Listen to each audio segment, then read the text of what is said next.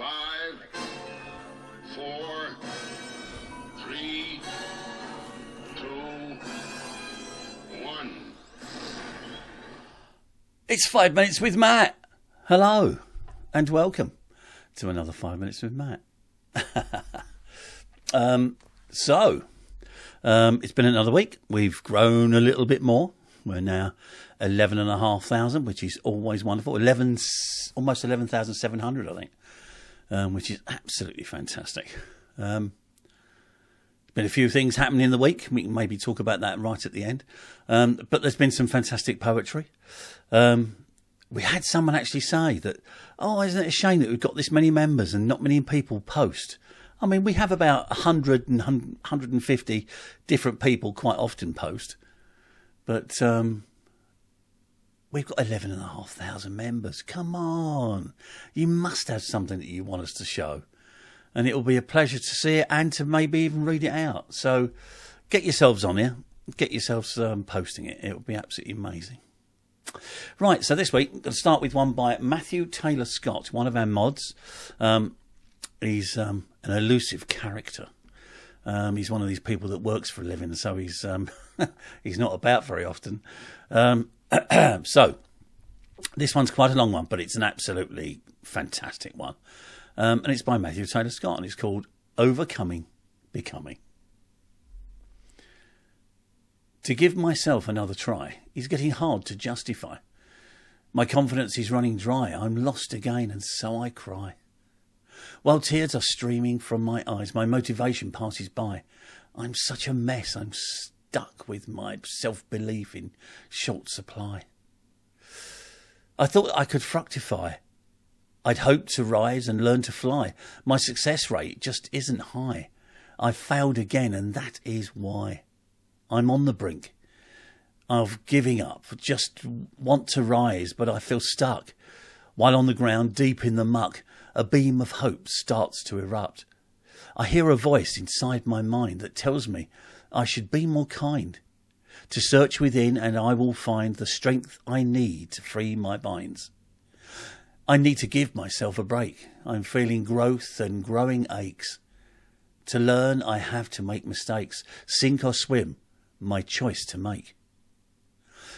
To lift myself from where I lie, I dwell on times when I've climbed high.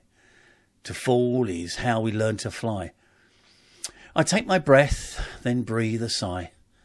I wipe the teardrops from my eyes. My motivation starts to rise. I'm not a mess. I should apply some self-belief as I retry.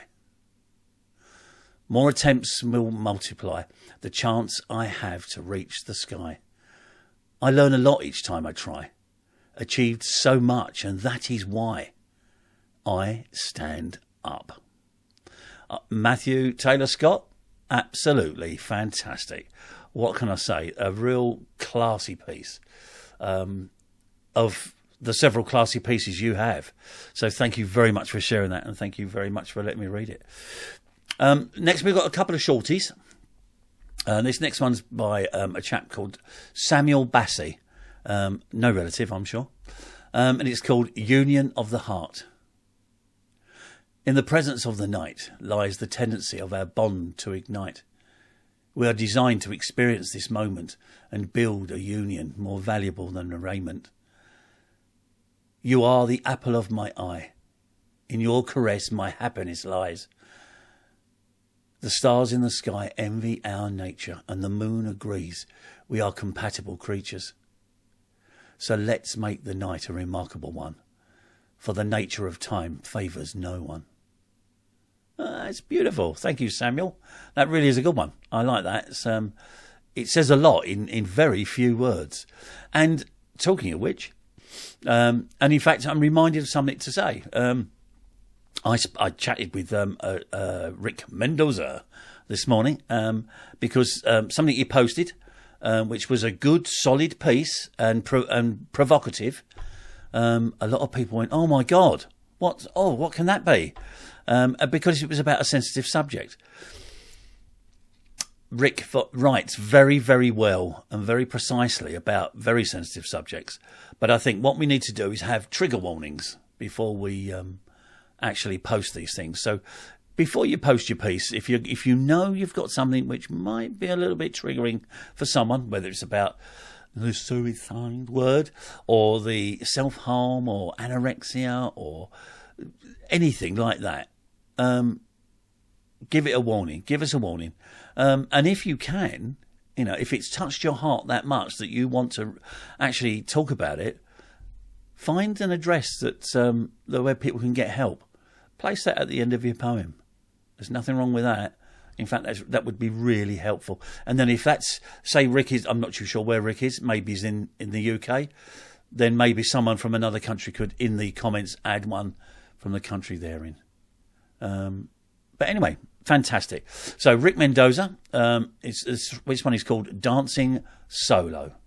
Right, so you were this person, you were this other person, and I was this other me. We both heard the sound of a different drummer and danced away separately. Now, that in itself is a really short one, but the graphic that was with that was of a very old lady and a very old man walking separate ways from each other, but there was a silhouette in the background of Ginger Rogers and Fred Astaire sort of dancing, and it was wonderful that, it was saying so much of times gone by. Maybe that's what we're doing now. We're dancing solo. But there was a time. I found that really telling. I thought it was great. And talking of things that are absolutely great, Julie Sheldon, another one of our fantastic members, a well-published member, it has to be said. She's written a piece, and she prefaced it with a statement. And I shall read the statement out, and then I shall read the piece. And it says, anyone who has read my books knows that my friend and neighbour, Anne, was the person who first inspired me to write rhyming poems. And it was during the first lockdown of the pandemic. She continued to inspire me with her antics thereafter. Sadly, Anne has had a brain tumour removed and is severely disabled and is unable to live at home now. I visit her every week. How I miss the previous wonderful craziness. Consequently, I have donated all the profits from my book sales since her diagnosis to the brain tumour charity. I feel that it's the least that I can do. Anne unlocked the poetic voice in me, and I will always be thankful. So here's to remembering happier times, full of lifetimes, for my lovely friend, Anne.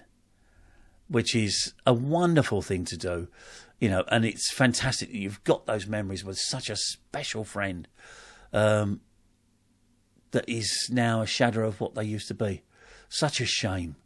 But God bless Julie for going and visiting her and for doing what she's done. And this is called What a Spectacle.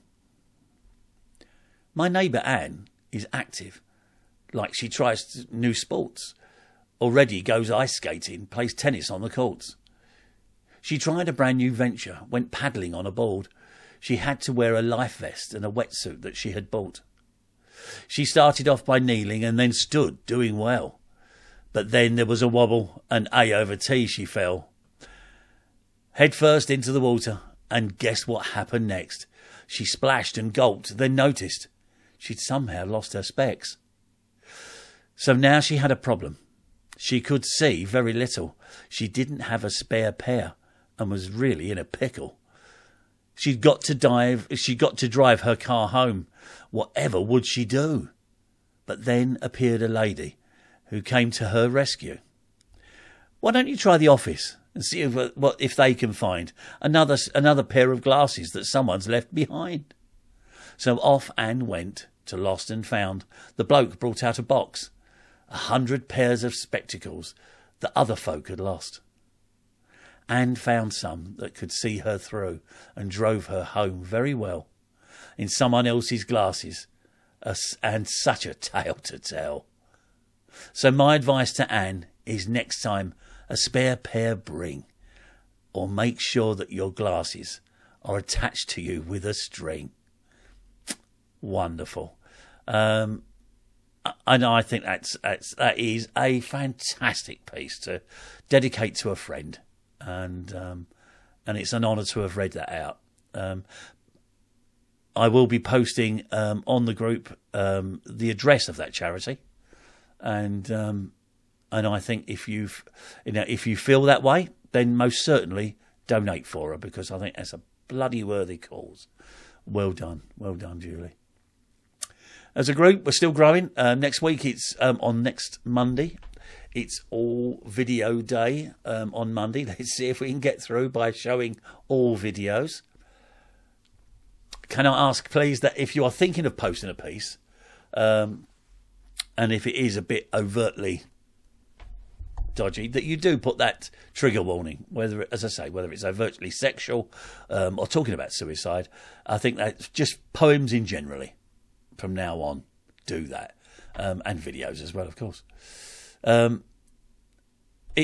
have a look. Yeah, it stops confusion, and it stops people sort of going, "Oh my God, are you all right? Are you still alive?" And you say, "Yes, I wrote this 9 years ago," but with the trigger warning, people will know. So, as I said, remember, next Monday is all video day. If you've not tried it before, just sit in front of your phone and just read one out. It's so simple. It really is. It's such good fun as well. And we got one or two, and they won't mind me saying it. People like Priya, who sort of went, "Oh, I don't know if I can." But now, my God, we have to say, "All right, enough. 20 will do for this week." Because they love doing it. It's a great way to put your words and someone else's words out there and express them the way you want to. So, thank you very much for listening. This has been 5 Minutes with Matt. See you next week.